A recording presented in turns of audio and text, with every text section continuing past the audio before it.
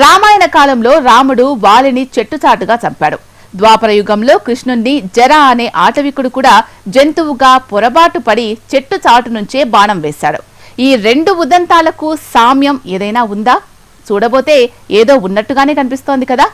ఆనాడు వాలికి రాముడేం చెప్పాడు, ఇక్కడ ఆటవికుడికి కృష్ణుడేం చెప్పాడు?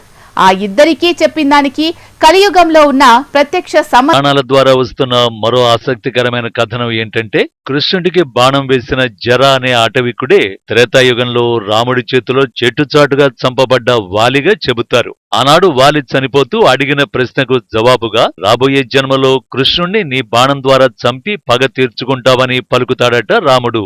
ఆ విధంగా దేహాంతుడైన కృష్ణుణ్ణి మళ్లీ అదే జర కలియుగంలో విశ్వవస్సుగా జన్మించి కృష్ణుణ్ణి జగన్నాథుడి రూపంలో కొలుస్తూ సాయుధ్యం పొందాడని పురాణాలు చెబుతున్నాయి. ఇక ఈ క్షేత్రంలో ఇప్పటికీ సైన్స్కు అందని ఎన్నో రహస్యాలు ఉన్నాయంటారు. ఆ మిస్టరీల్ని ఇప్పటికీ ఎవరూ ఛేదించలేకపోయారు. ఇక్కడ ముఖ్యంగా చెప్పుకోవలసింది 65 అడుగుల ఎత్తైన పిరమిడ్ నిర్మాణం. స్తంభాలు, గోడలు అన్ని ప్రత్యేకమైనవే. ఆలయ భవనం సుమారు 4 లక్షల చదరపు మీటర్ల వైశాల్యంతో ఉంటుంది. ఆలయ సముదాయంలో కనీసం 120 గుళ్ళు, పూజా స్థలాలు ఉన్నాయి. గుడి నిర్మాణంలో కళింగ శైలి వాస్తు సంప్రదాయం కనిపిస్తుంది. ఇక్కడి మిస్టరీల్లో మరోటి గోపురం పైన ఎగిరే జెండా. సాధారణంగా ఏ క్షేత్రంలో అయినా పైన కట్టిన జెండా గాలి వీచే దిశకు అనుగుణంగా రెప్పరెపలాడుతుంది. కానీ పురిలో జెండా మాత్రం గాలికి వ్యతిరేక దిశలో ఎగురుతుంది. దీనికి గల కారణమేంటనేది ఇప్పటికీ ఎవరూ కనిపెట్టలేకపోయారంటారు.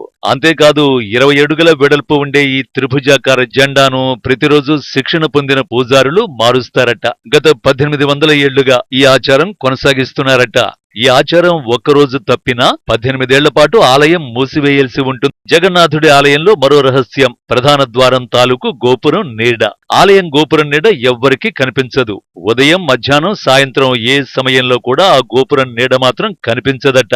దీన్ని భక్తులంతా జగన్నాథుడి మహిమగా చెప్పుకుంటే, సైన్స్ మీద నమ్మకం ఉన్నవారు మాత్రం ఇది భారతీయ శిల్పాచార్యుల అమోఘమైన చాతుర్యమని పేర్కొంటారు. జగన్నాథుడి ఆలయ స్థలం అప్రకటిత నో ఫ్లై జోన్ గా ఉంటోంది. ఆలయం పైన పక్షులు గాని, విమానాలు గాని వెళ్లవు. ఏదో తెలియని అతీత శక్తి కారణంగా ఇది నో ఫ్లయింగ్ జోన్ గా పరిగణించబడుతుంది అంటున్నారు. పక్షులు ఎందుకు ఎగరవు అనే విషయం మాత్రం ఎవరికీ అంతుబట్టడం లేదు. బ్రహ్మ పదార్థం రూపంలో కృష్ణుడి గుండె కొలువై ఉన్నందున ఆ జోన్ మొత్తం ఏదైనా అతీత శక్తి ఆవహించి ఉందా, లేక పక్షులు గ్రహించగలిగిన వైబ్రేషన్ లాంటిది ఏదైనా వాటిని అలా ఆ దిశగా రానివ్వడం లేదా అన్నది ఇప్పటికైతే రహస్యంగానే ఉందంటారు ఆ విషయం గురించి తెలిసిన వారు. ఇక జగన్నాథుడి ప్రసాదానికి ఓ ప్రత్యేకత ఉంది.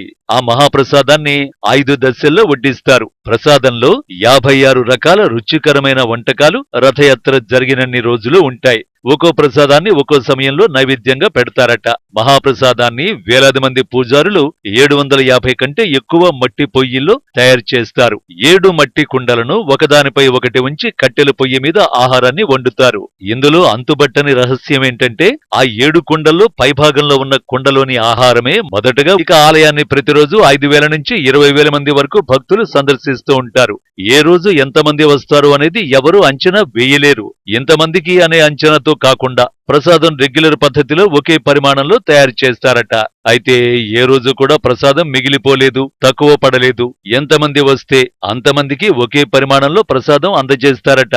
మరో విచిత్రం ఏంటంటే, స్వామివారి ప్రసాదం గాని, భక్తులకిచ్చే అన్నప్రసాదం గాని తయారు చేస్తున్నప్పుడు ఎలాంటి వాసన రాదట. ఆ ప్రసాదాన్ని జగన్నాథునికి నివేదించిన తరువాతే ఆ ప్రసాదం నుండి సువాసనలు వస్తాయని అర్చక స్వాములు చెబుతారు. మరో విశేషం ఏంటంటే, ఇక్కడ మూల విరాట్టుకు నిత్యం అభిషేకాలు ఉండవు. అయితే ప్రతిరోజు దర్పణ స్నానం మాత్రం నిర్వహిస్తారట.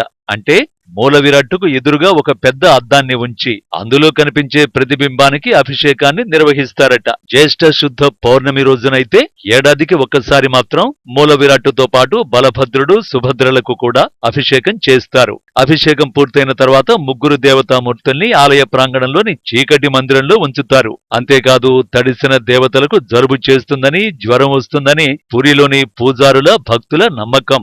అందుకే దేవతామూర్తులను సరిగ్గా 15 రోజుల పాటు చీకటి మందిరంలో ఉంచి ప్రత్యేక సేవలు చేస్తారు. ఈ 15 రోజుల పాటు సమర్పించే నైవేద్యాల్లో ఆయుర్వేద మూలికలే వాడుతారట. ఈ మూలికలు జలుబు జ్వరం రాకుండా అరికట్టేవి కావడం గమనార్హం. ఈ పక్షం రోజుల్లో జగన్నాథుడితో పాటు బలభద్రుడు సుభద్రల దర్శనం ప్రజలకు రథాల తయారీలోనూ వేరువేరు లెక్కలున్నాయి. జగన్నాథుడి రథాన్ని 16 చక్రాలతో తయారు చేస్తారు. 332 చెక్క ముక్కల్ని ఇందులో ఉపయోగిస్తారట. 45 అడుగుల ఎత్తుతో పసుపు ఎరుపు రంగుల్లో ఉంటుంది ఆయన రథం. రథం నిర్మాణం అక్షయ తృతీయ రోజున ప్రారంభమవుతుంది. మిగిలిన 2 రథాల కంటే జగన్నాథుడి రథం పెద్దగా ఉంటుంది. ప్రయాణంలో మిగిలిన 2 రథాల కంటే జగన్నాథుడి రథం వెనకాలే ఉంటుంది. ఇక బలరాముడి రథం కొంచెం వైవిధ్యంగా ఉంటుంది.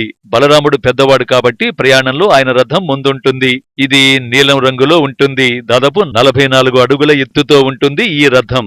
ఇక సుభద్రాదేవి రథం ఇద్దరి మధ్య రక్షణ పొందేందుకు అన్నట్టుగా ఉంటుంది. ఈ రథం ఎత్తు 43 అడుగులు. దీన్ని నలుపు రంగుతో అలంకరిస్తారు. ఈ జగత్తు అంతటికీ అధిపతి పాలకుడు అయిన జగన్నాథుడు వైష్ణవ సంప్రదాయాలు చెబుతున్నట్టు త్రేతాయుగంలో రాముడిగా, ద్వాపర యుగంలో కృష్ణుడిగా ఉండడమే కాదు, కలియుగంలోనూ నీలమాధవుడిగా, సైన్స్ కందని బ్రహ్మ పదార్థంగా, శాశ్వత ఆనందమూర్తిగా సేవలందుకుంటున్నాడు. మొత్తానికి పురాణాలను పుక్కిటి పురాణాలుగా కొట్టిపారేసిన ఆ పురాణాలే సైన్స్ కందని ఎన్నో అంశాలను పురి జగన్నాథుడి సమక్షంలో కళ్లకు కడుతున్నాయంటారు హిందూ సంప్రదాయవాదులు. ఈ ఆలయంలో ద్వాపరయుగం, త్రేతాయుగం, కలియుగ ఆరంభంలోని ఇతివృత్తాలు ఇప్పటికీ రోమాంచితం చేస్తున్నాయి కాబట్టే ఇక్కడికి తండోపతండాలుగా భక్తులు వస్తున్నారు, జగన్నాథుణ్ణి దర్శించుకుంటున్నారు.